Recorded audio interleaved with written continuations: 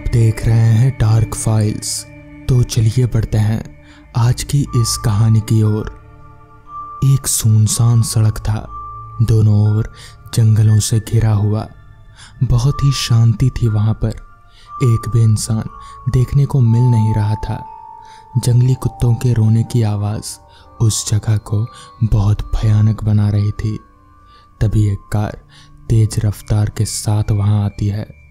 वो कोई second hand car थी जो कि सफ़ेद रंग की थी। वो गाड़ी बहुत ही ज़्यादा तेजी थी। उसके अंदर एक लड़का बैठा हुआ था जो गाना सुनते हुए ड्राइव कर रहा था। वैसे तो ऐसे गाना सुनते या फ़ोन पर बात करते हुए गाड़ी चलाना कानूनन अपराध है, पर यहाँ इस सुनसान इलाके में उसे देखने वाला भी कौन था। वो बस अपनी ही धुन में था। गियर के बगल में शराब की कुछ बोतल थी, जिनमें से एक वो उठाकर बीच बीच में पी रहा था, जिससे पता चल रहा था कि वो नशे में है। वो बस चले ही जा रहा था कि रास्ते में उसे एक हाथ दिखता है जो कि अंगूठा दिखा रहा था, जो शायद लिफ्ट मांगने के लिए किया जाता है। वो लड़का दूर से ही देखता है कि उस हाथ में लाल रंग की चूड़ियां थी और उसके नाखून भी लंबे थे, जो ये जाहिर कर रहे थे कि वो किसी लड़की का हाथ है। जब उसकी गाड़ी उसके पास से गुजरती है तो वो लड़की बोलती है, लिफ्ट। वो आगे बढ़ जाता है, जिससे वो लड़की अपना हाथ वहां से हटा लेती है। वो आगे जाकर गाड़ी रोक देता है और बोतल को वापस से रखकर पीछे मुड़कर देखता है। उसको वो लड़की वहीं दिखती है, लाल रंग के सूट सलवार में थी। उसने लाल रंग की चूड़ियां पहनी हुई थी, बाल खुले हुए, ज्यादा लंबे नहीं थे, मांग में सिंदूर और गले में मंगलसूत्र भी था। वो देखने में तो शादीशुदा लग रही थी, मगर उसके आसपास उसका पति नहीं दिख रहा था। शायद वो अकेली थी। वो थोड़ी परेशान दिख रही थी। वो उस गाड़ी को ही देखे जा रही थी, इस उम्मीद में कि शायद उसे लिफ्ट मिल जाए। उधर जब वो लड़का उस लड़की को देखता है तो देखता ही रह जाता है। वो कोई अप्सरा से कम नहीं दिख रही थी। उसकी काली आंखें मदहोश कर देने वाली थी, जिनमें वो खो सा गया था। बिना कुछ सोचे समझे वो गाड़ी पीछे कर लेता है और अपनी विंडो ग्लास को नीचे करता है और कहता है, आप इस सुनसान रास्ते में क्या कर रही हो? वो दरअसल मेरी गाड़ी खराब हो गई है और मुझे जल्दी घर पहुंचना है। क्या आप मुझे लिफ्ट देंगे प्लीज़? वो लड़की बहुत ही मीठे स्वर में बोली। उसकी आंखों में जल्दबाजी साफ झलक रही थी। वो लड़का तो बस उसकी आवाज़ में खो सा गया था। वो बस उसे ही देखे जा रहा था। उसको निहारने के चक्कर में वो तो अपने होश ही खो बैठा था। लड़की उसके सामने चुटकी बजाकर कहती है, हेलो, मुझे लिफ्ट मिलेगी? हाँ हाँ, क्यों नहीं, आइए बैठिए। लड़का जल्दी से बोला। थैंक यू कहकर वो लड़की पीछे वाली सीट का दरवाज़ा खोलकर बैठ गई। फिर उसने गाड़ी स्टार्ट कर दी और वो लड़का वहाँ से निकल गया। वहाँ एक खामोशी पसर गई। वैसे आपका नाम क्या है? लड़का उस शांति को तोड़ते हुए बोला। राधा। और आपका? राधा बोली, मेरा नाम राहुल है। वैसे बड़ा ही प्यारा नाम है बाप का, बिल्कुल आप ही की तरह। राधा मुस्कुरा देती है और फिर वो इधर उधर देखती है तो उसके आगे राहुल की एक फोटो रखी हुई दिखती है, जिसमें वो किसी लड़की के साथ था और उसने उसको पीछे से कसकर पकड़ रखा था। दोनों बहुत खुश थे उस फोटो में। ये आपकी बीवी है क्या? अचानक से राधा उस तस्वीर पर इशारा करके बोलती है। राहुल थोड़ा चौंक गया, लेकिन फिर उसने कहा, हाँ।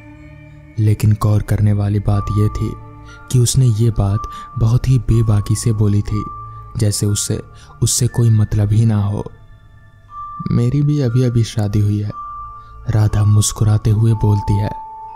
अच्छा, वो बिना किसी भाव के बोलता है। वैसे एक बात पूछूं, आप बुरा तो नहीं मानोगे?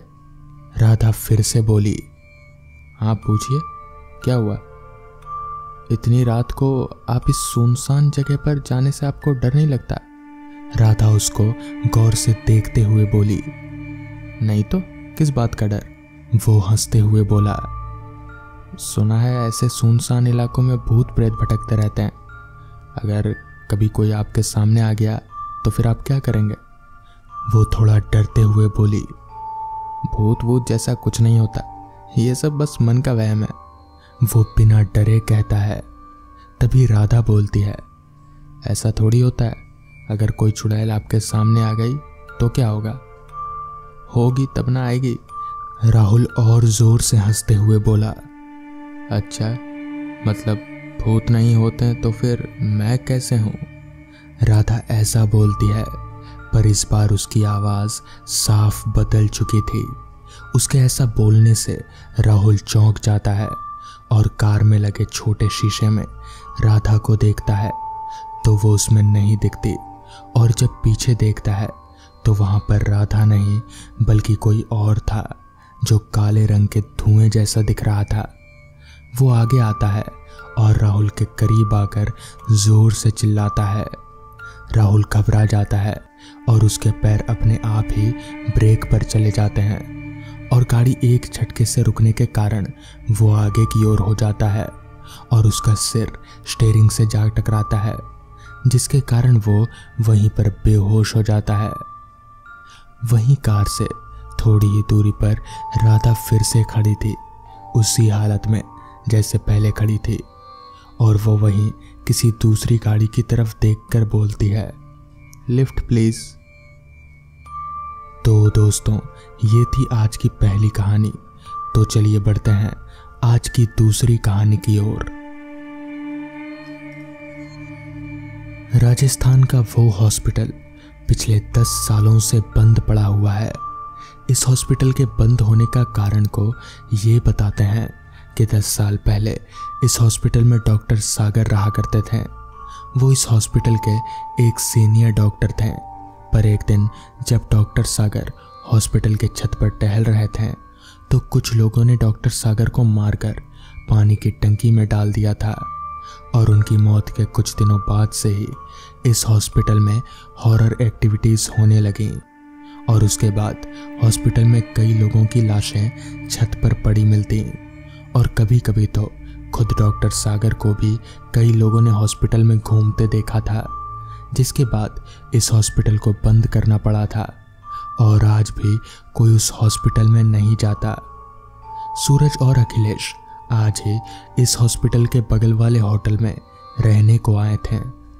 पूरा दिन घूमने के बाद जब होटल वापस आ रहे थे तब सूरज की नज़र हॉस्पिटल में पड़ी। सूरज ने अखिलेश को हॉस्पिटल दिखाते हुए कहा, अरे भाई, ये हॉस्पिटल बंद क्यों पड़ा है यार? ऐसा लग रहा है जैसे कई सालों से बंद पड़ा हो। सूरज की बात सुनकर अखिलेश बोलता है, मुझे क्या पता भाई, मैं भी तो तेरे साथ पहली बार ही आ रहा हूँ। यही सब बातें करते करते दोनों अपने होटल पहुंच जाते हैं। वहां पहुंचते ही सूरज होटल के एक आदमी से पूछता है, अरे भैया, वो होटल के बगल वाला हॉस्पिटल बंद क्यों पड़ा है? सूरज की बात सुनकर वो आदमी बोलता है, क्योंकि वो एक भूतिया हॉस्पिटल है। उस आदमी की बात सुनकर सूरज बोलता है, अरे भाई जी, मजाक मत करो यार, सही में कुछ पता हो तो बताओ। सूरज की ऐसी बातें सुनकर वो आदमी इस बार थोड़ा दांत पीसते हुए बोलता है, अगर मेरी बातों पर विश्वास नहीं है तो खुद जाकर देख लो। इतना बोलकर वो आदमी वहां से चला जाता है। उसके जाते ही अखिलेश सूरज को बोलता है, अरे तू भी कहाँ इस पागल की बातों में आ रहा है?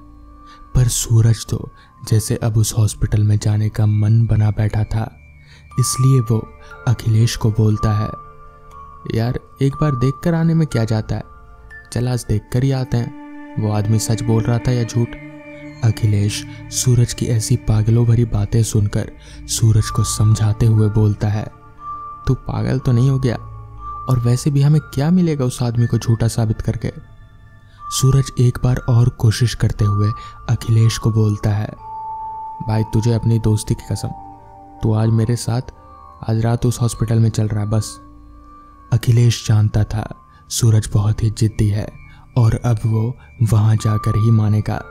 इसलिए अखिलेश सूरज की बात मान जाता है और दोनों रात के 12 बजे उस हॉस्पिटल में जाने का प्लान बनाते हैं। रात के 12 बजने का इंतजार करने लगते हैं और जैसे ही घड़ी में रात के 12 बजते हैं दोनों उस हॉस्पिटल में जाने लगते हैं और वहां पहुंचकर हॉस्पिटल के गेट पर ताला तोड़कर अंदर चले जाते हैं।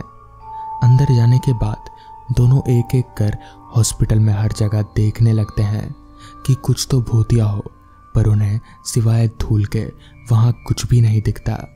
अभी अखिलेश सूरज से बोलता है, भाई मुझे तो इस हॉस्पिटल में कुछ भी भूतिया जैसा दिख नहीं रहा, चल यार चलते हैं होटल, फालतू का टाइम वेस्ट कर रहे हैं हम यहाँ पर। सूरज के पास उसकी बातों का कोई जवाब नहीं था, इसलिए वो भी बोलता है, चल यार मुझे भी लगता है ऐसा वैसा कुछ नहीं है। इतना बोलकर दोनों बाहर जाने लगते हैं। तभी उनके पीछे से किसी की आवाज़ आती है, कौन हो तुम लोग? आवाज़ सुनकर जैसे ही सूरज और अखिलेश अपने पीछे को मुड़े तो उनके होश उड़ गए और उनके रगों में बहता खून जम सा गया, क्योंकि उन दोनों ने देखा उनके सामने एक बड़ा ही भयानक सा आदमी खड़ा है, क्योंकि उस आदमी का सिर कटा हुआ था और उसने अपने सर को अपने हाथों में पकड़ रखा था। उस आदमी को देखकर सूरज डरते डरते बोलता है, कौन हो तुम? सूरज के इतना बोलते ही वो आदमी पहले तो सर को अपने हाथों से पकड़कर अपने गर्दन पर रखा और अपनी भयानक सी आवाज में बोला, मैं डॉक्टर सागर हूं और तुम लोग मेरे पेशेंट। इतना बोलकर वो सूरज और अखिलेश को हाथ से पकड़ लेता है और घसीटता हुआ अपने साथ ले जाने लगता है। वो डॉक्टर सागर उन दोनों को अपने साथ ऑपरेशन थिएटर में ले जाते हैं। पहले तो वो अखिलेश को एक कुर्सी में बांध देता है और उसके बाद सूरज को ऑपरेशन थिएटर के बेड पर लेटा देता है और कैंची से उसका पैर काटने लगता है और काटते काटते सूरज के दोनों पैर अलग कर कर रख देता है। सूरज दर्द से तड़प रहा था और चिल्लाए जा रहा था, पर उस पर डॉक्टर सागर का कोई असर ही नहीं हो रहा था। तभी अखिलेश के हाथों में बंधी रस्सियां अपने आप ही खुल जाती हैं और अखिलेश जिस कुर्सी में बंधा हुआ था उसी को उठाकर डॉक्टर सागर के सिर पर मार देता है। कुर्सी डॉक्टर सागर के सिर पर लगते ही उसका सिर नीचे गिर जाता है। अखिलेश थोड़ा खुश हो पाता, उससे पहले ही डॉक्टर सागर का सिर अपने आप उड़ता हुआ डॉक्टर सागर के गर्दन पर आकर लग जाता है। अखिलेश बस खड़ा खड़ा ये सब देख रहा था। वो बेचारा कर भी क्या सकता था, और सूरज तो अपने दर्द के आगे उसे कोई होश ही नहीं था, क्योंकि बेचारे के दोनों पैर जो कट चुके थे। तभी डॉक्टर सागर अखिलेश की तरफ मुड़ता है और बोलता है, अच्छा तुम्हारे दिमाग का ऑपरेशन करना पड़ेगा। इतना बोलकर ही डॉक्टर सागर ने अखिलेश को पकड़ लिया और घसीटते हुए ले जाकर सूरज के बगल में लेटा दिया। अगले दिन जब वहां के पास के लोगों ने हॉस्पिटल का गेट खुला देखा तो लोगों ने सोचा हॉस्पिटल में चोरी हुई होगी, इसलिए वहां के लोगों ने पुलिस को बुला लिया। और पुलिस ने जब अंदर जाकर देखा तो लोगों को कटी फटी लाशें मिली। सूरज की लाश के दोनों पैर कटे हुए थे और अखिलेश का सिर ऊपर से कटा हुआ था। डॉक्टर सागर तो मर गए, लेकिन वो अभी भी अपने लोगों का ऑपरेशन कर रहे हैं। तो दोस्तों, ये थी आज की कहानियाँ। अगर आपको ये कहानियाँ पसंद आई हों तो वीडियो को लाइक और चैनल को सब्सक्राइब कर दें। तो मैं आपका दोस्त आर्यन जल्द ही मिलूंगा आपसे ऐसी ही नई कहानियों के साथ।